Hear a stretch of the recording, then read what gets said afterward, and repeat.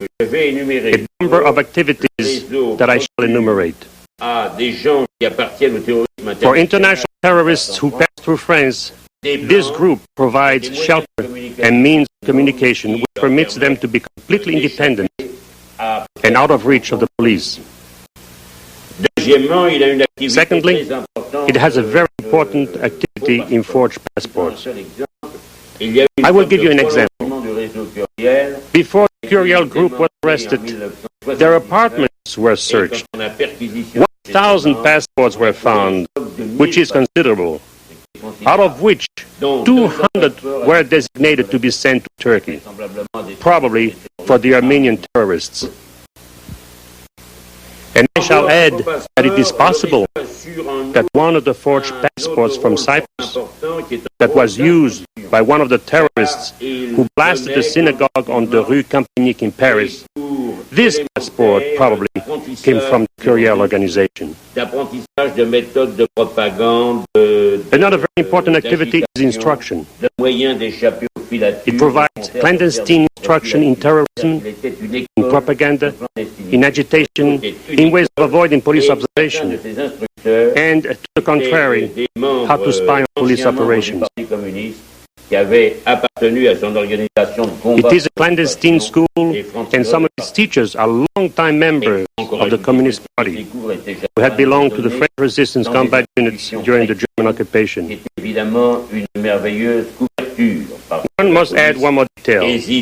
These courses were given in religious institutions, which provided wonderful cover, because police hesitate to search church buildings or simple religious institutions, which on the surface appear perfectly respectable. And finally, it's possible the Curiel group has provided arms, although that could never be proven. What has been proven is that the group has made contacts possible between terrorists, subversive organizations, and certain politicians. And in that matter, Curiel, who was a very intelligent man, was an extraordinary go-between, and in my opinion, a brilliant mind in this task. In May of 1981, the world was shocked at the attempted assassination of Pope John Paul II.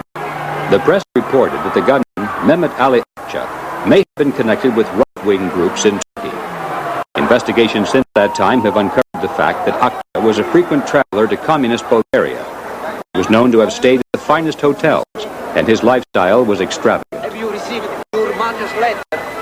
Your mother letters. The H2B report, published in Monaco, was one of the first private information services to reveal the whole story of Akça. It is compiled by Hilaire Duberrier, a longtime foreign correspondent who maintains extensive diplomatic and intelligence contacts throughout the world. There was a meeting, they had a meeting, the Russians called a meeting, and in Sofia, Bulgaria. And delegates of all of the Warsaw Bloc nations were there, except from Poland, which was very significant.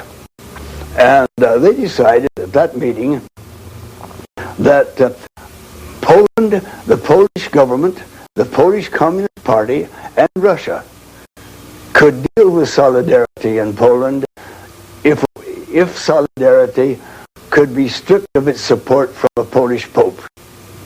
And there it was decided that something had to be done to him. And nobody wanted to come out and say, kill a man. They said he has to be silenced. But the word kill was never used.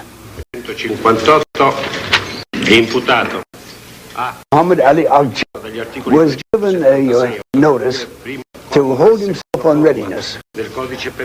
He traveled on various passports, and he went into Russian Crimea, into a training camp, and there he received the training. Very interesting that he was put through hours and hours of target practice, shooting at a moving target in the form of the Pope's body.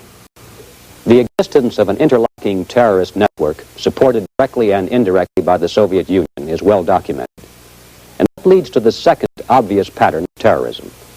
It's the fact that the leaders of these groups, almost without exception, claimed to be acting in the name of Marx and Lenin. Further analysis reveals that these people are not the product of the working class which they claim to represent, but come from the privileged middle class and upper class.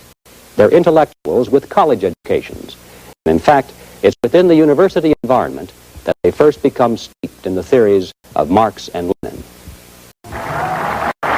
Yasser Arafat, leader of the PLO, had entered the University of Cairo in 1951. He was the son of a wealthy merchant from Gaza. In 1956, he was president of the leftist Palestine Student Union and was a delegate that year to the Communist World Festival of Youth in Prague, Czechoslovakia.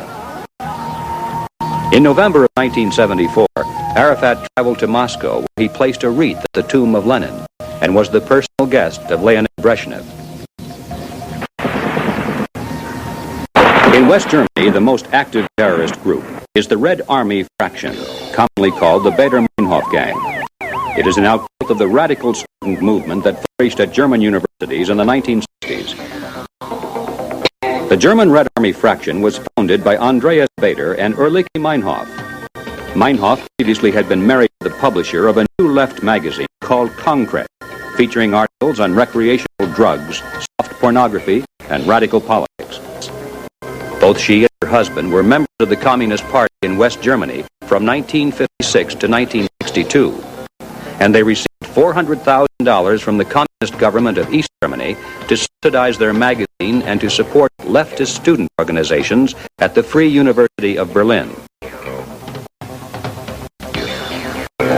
In Italy, the largest and most active terrorist organization is the Red Brigades. It has a disciplined central membership of well over 500, with close supporters and part-time activists numbering into the thousands. The Red Brigades was formed by Renato Curcio and his wife Margherita Cajol, who began their revolutionary careers as students at the University of Trent. They were activists in the youth branch of the Italian Communist Party and also in one of the party's more militant factions called the Metropolitan Left.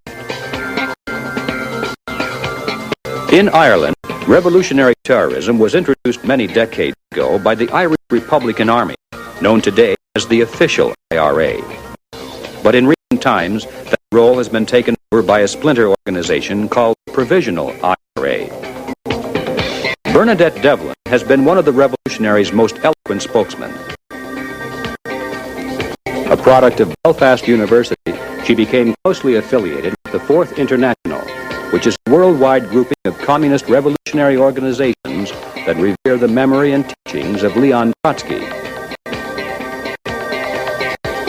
In September of 1979, Provisional IRA spokesman Rory O'Brady explained to the press the goals of his organization. He said, "We want a democratic socialist republic, Marxist in analysis similar to communism."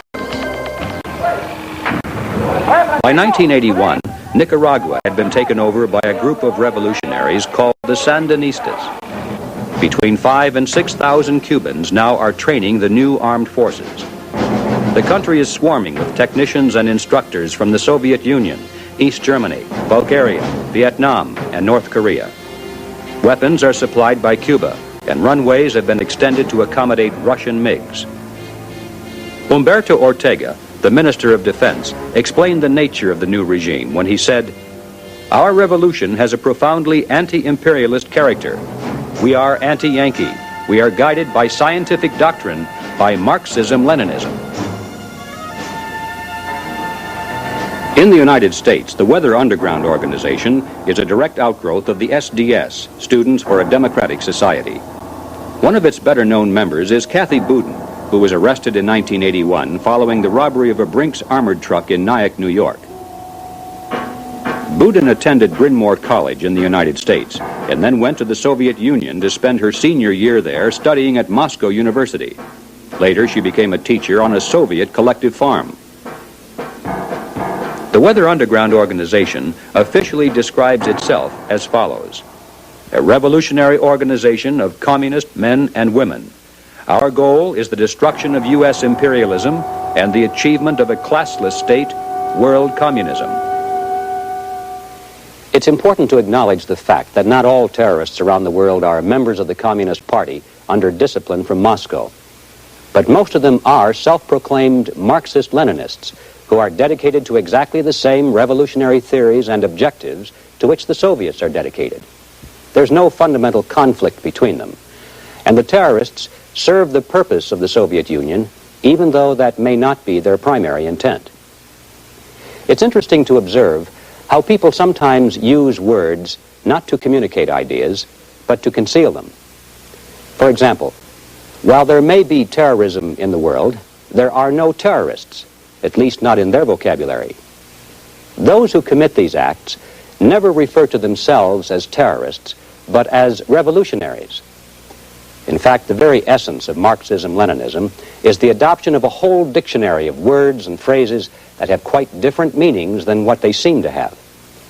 The reality is that the Soviet Union has been pursuing the annexation of every non-communist nation in the world, but they describe that process as assisting the downtrodden peoples of those countries in throwing off their chains of imperialism, colonialism, or racism. This is not conquest, you understand. This is what they call a war of national liberation. When the revolutionaries finally come to power and begin to kill off their political opposition to consolidate control, they describe that as defending the revolution against its enemies, the traitors, the greedy capitalists, and the militarists who would re-enslave the peasants and workers.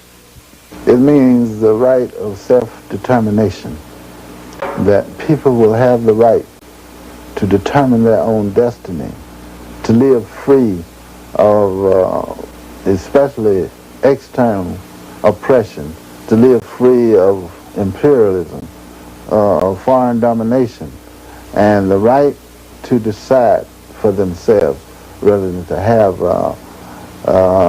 decisions forced upon them. Robert F. Williams was one of the original advocates of revolutionary violence on behalf of black Americans. Wanted by the FBI in 1961 on a kidnapping charge, he fled to Cuba and began publishing a series of propaganda tracts called The Crusader, which were smuggled into the United States through Canada. The Crusader declared that black Americans constituted an oppressed colony within the United States, a nation within a nation, and called for a violent revolutionary war of national liberation to free that colony from the oppressive yoke of racism and capitalist exploitation. He also had a radio program beamed into the southern United States by the powerful transmitters of Radio Havana. And in these broadcasts, he called for armed insurrection against Whitey and against Yankee imperialism. Prepare the razor, the switchblade, the bullet, the gas bomb, and the match. Put the torch to the racist strongholds of the city. Williams also traveled to Red China and became the honored guest of Mao Zedong and Zhou Enlai. In 1969, he returned to the United States. At this time, the original kidnapping charges were dropped, and he was given a teaching fellowship at the University of Michigan under a grant from the Ford Foundation. To a certain extent, the revolution in Cuba was a revolution for self-determination. The revolution in China was a revolution of self-determination. Now, there are Americans who will say, oh, but China was not a colony. Oh, but Cuba was not a colony. Yes, but they had to take dictation from the United States. And the United States had control of those countries, of those puppet governments, and Cuba was no more than a puppet of the United States. And you take them, you see, the Indians are supposed to, they've had treaties. They're supposed to be an independent nation, and many of the tribes. And the United States government is not honoring, they're not honoring the treaties they signed with the Indians. They're oppressed people, and they've all but been exterminated. Puerto Rico is an oppressed, impoverished nation. And the black people in this country, we are an impoverished nation. The rhetoric of revolution is the same everywhere in the world, with only slight modification to fit the unique circumstances of a particular group. Once the proper words have been memorized, practically any atrocity can be explained and justified as a noble act. Unfortunately, the majority of the world population knows very little of the actual history of these movements. And to them, this revolutionary rhetoric, these high